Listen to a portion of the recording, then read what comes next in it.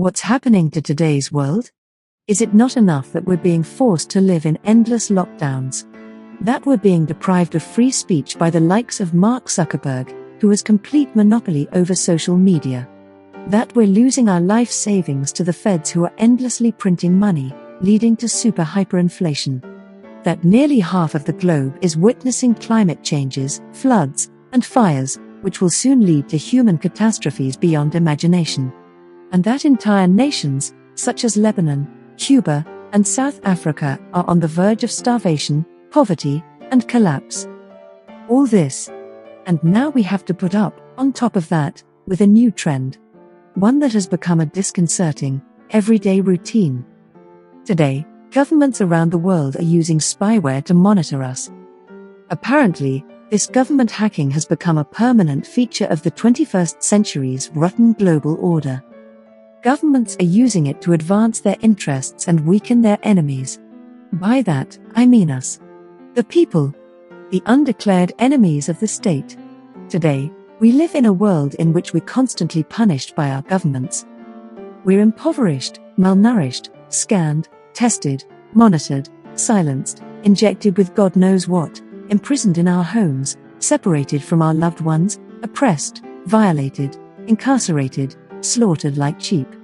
And the list goes on and on. And now this. Digital hacking.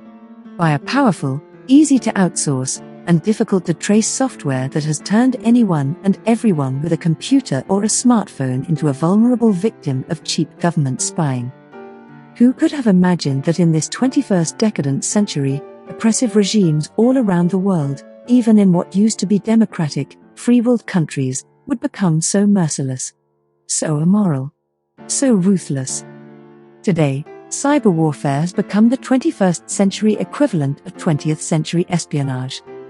Only, it's much, much worse. It's a never-ending cat-and-mouse game played by small states as well as giant powers, and the only losers in it are ordinary citizens like us. For a year and a half now, we've been punished with stay-home orders. Silenced by tech nerds turned billionaires like Mike Zuckerberg and his faceless Facebook. Controlled by Google's ruthless, cruel and nasty algorithms. Enslaved by Amazon's chief and newly turned astronaut Jeff Bezos's domination of more than 60% of online retailing. And financially ruined by SpaceX's Elon Musk's sleazy manipulation of digital currency and other money markets. And now, governments are spying on us. Back in the 20th century, government espionage was carried out by intelligence agencies. At least, at the time, we knew who the enemy was.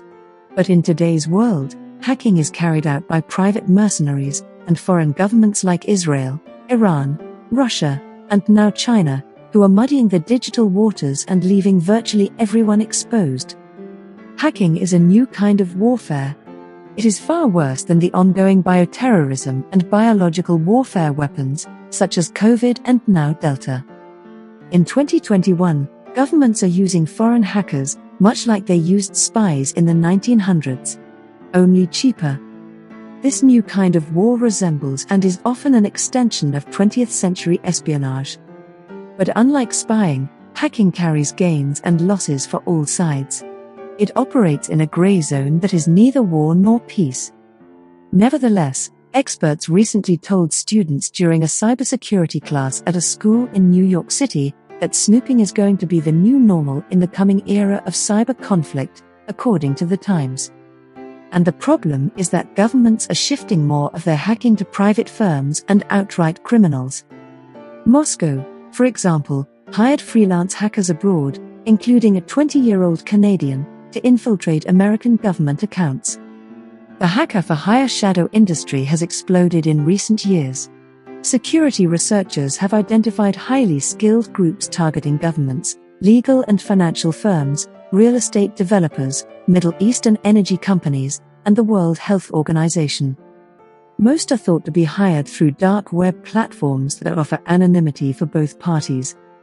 Globalization and advances in consumer technology have opened a pool of hackers for hire.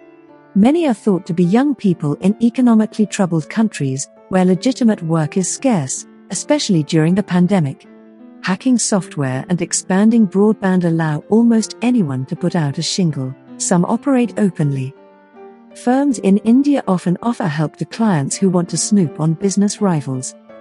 At the center of this week's allegations of worldwide hacks on journalists and dissidents, the Pegasus software is sold by NSO Group, an Israeli company.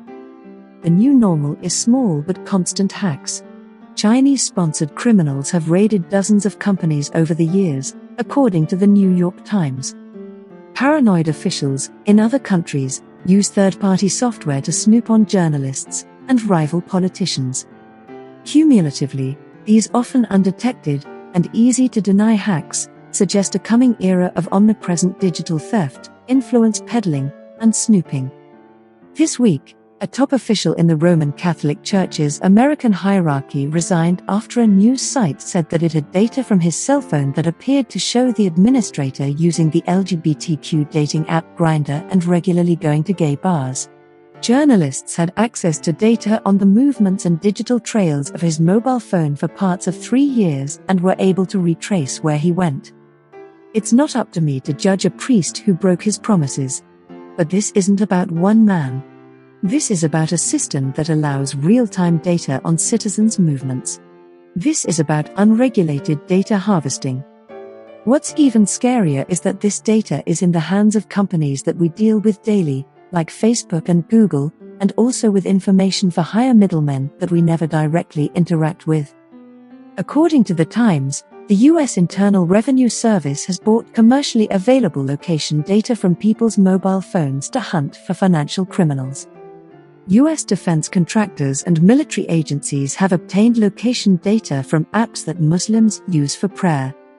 Most people all around the world now realize that our phones are tracking our movements.